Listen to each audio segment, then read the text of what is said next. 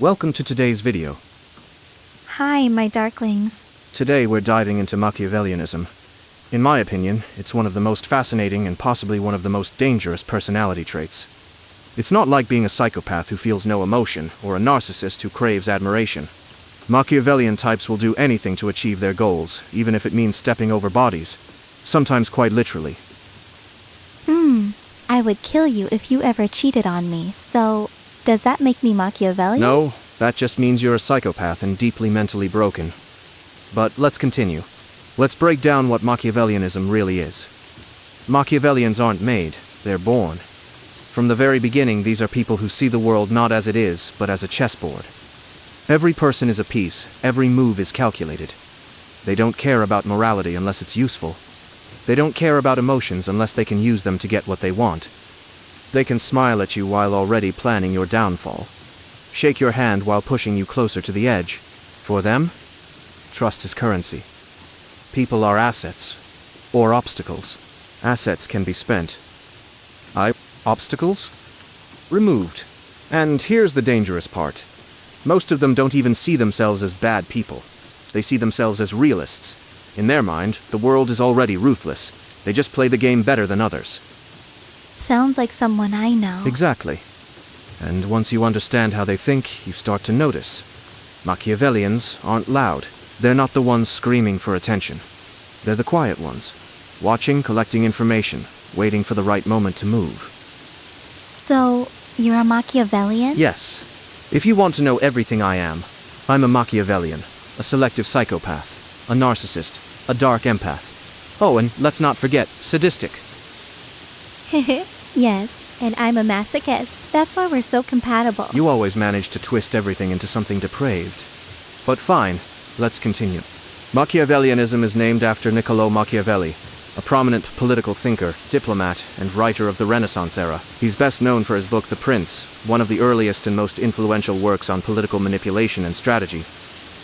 So, the 48 Laws of Power also comes from his ideas? Exactly. Robert Greene's book is built on the same principles. Power through manipulation, deception, and strategic dominance. Machiavellians don't chase applause like narcissists, and they don't lack emotion like psychopaths. They calculate. Every move is planned to reach a goal, no matter the cost. So if I trick you into giving me all your passwords, that makes me Machiavellian? No. That just makes you a criminal, and very dead if you try. True Machiavellianism is about subtlety, making people think your idea was theirs, steering outcomes without them realizing. Fine. I'll still find out those passwords, Sensei. So tell us, how can we actually recognize a Machiavellian? A true Machiavellian isn't always the loudest or the most obvious person in the room. They're calculated, deliberate, and patient. They know when to speak, and more importantly, when to stay silent. You'll notice they rarely act on impulse. Every move feels like part of a bigger plan. They can make you feel like you're in control, while in reality they've been pulling the strings all along. They study people constantly, observing not just what you say, but how you say it, how you react, what makes you uncomfortable. They remember details most people forget, your habits, your insecurities, your desires, and store them away for later. And when the moment is right, they use those details with surgical precision, making it seem like their influence is just natural. That's the thing. If they're good, you won't even realize you've been guided until you're already exactly where they want you. Testic time. Sensei, give them a little test so they can see if they might be Machiavellian too. All right, here's something simple.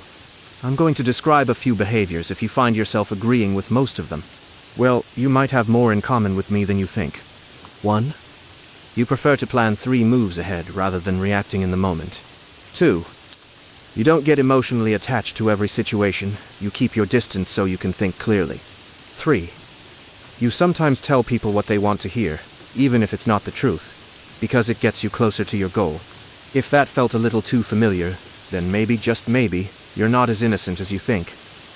Sensei, tell us some real-life examples of people who are Machiavellian. Maybe ones we actually know, or at least examples from movies and anime. All right. In real life, a lot of political leaders throughout history had Machiavellian traits. Think people like Niccolò Machiavelli himself, but also strategists such as Napoleon Bonaparte, or even modern power players in business and politics. In fiction, it's everywhere. Light Yagami from Death Note, Lelouch v. Britannia from Code Geass, or Petter Littlefinger Baelish from Game of Thrones. They all share one thing in common. They see relationships as pieces on a chessboard, not as emotional bonds. Every move is calculated, every word chosen for a purpose. Alright, now it's Elizabeth's time. Tell us the 3 stories you came up with. My turn, Darklings. Let's start with the first one. There was a boy in a small, quiet town. He was invisible to everyone, never bullied, never noticed, just forgotten. One day, a new girl joined his school. She smiled at him. Just one smile. That single moment became his whole world.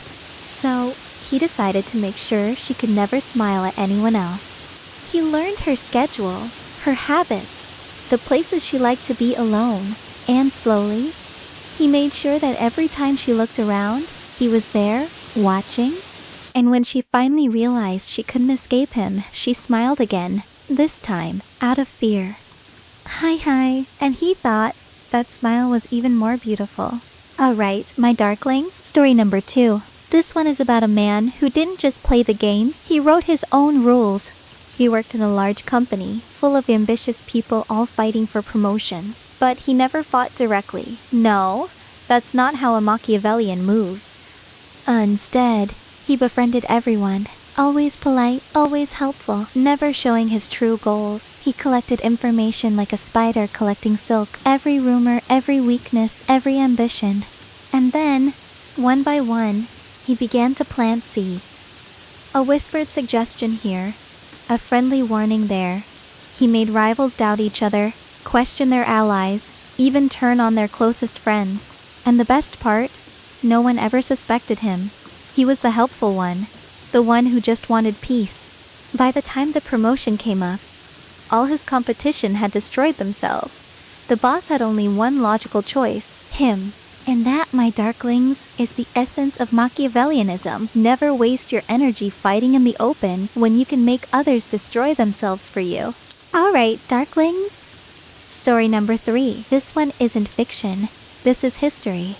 Let's talk about Niccolo Machiavelli himself. He wasn't a king, he wasn't a warrior. He was a strategist, an observer of power. And yet his influence was so great, his name became the very definition of manipulation.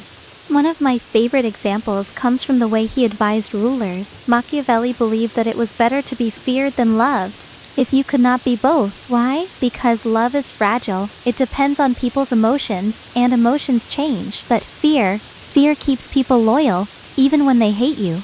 In his book, The Prince, he told leaders to appear virtuous in public, but to act without mercy in private if it served their goals. For example, if a new ruler took over a city, Machiavelli advised to crush any opposition immediately, brutally and completely, so no one would dare rise again. But then, to rule peacefully afterwards, letting the people believe the violence was necessary for stability. This is pure Machiavellianism. Hide the dagger behind a smile. Give hope with one hand, take power with the other.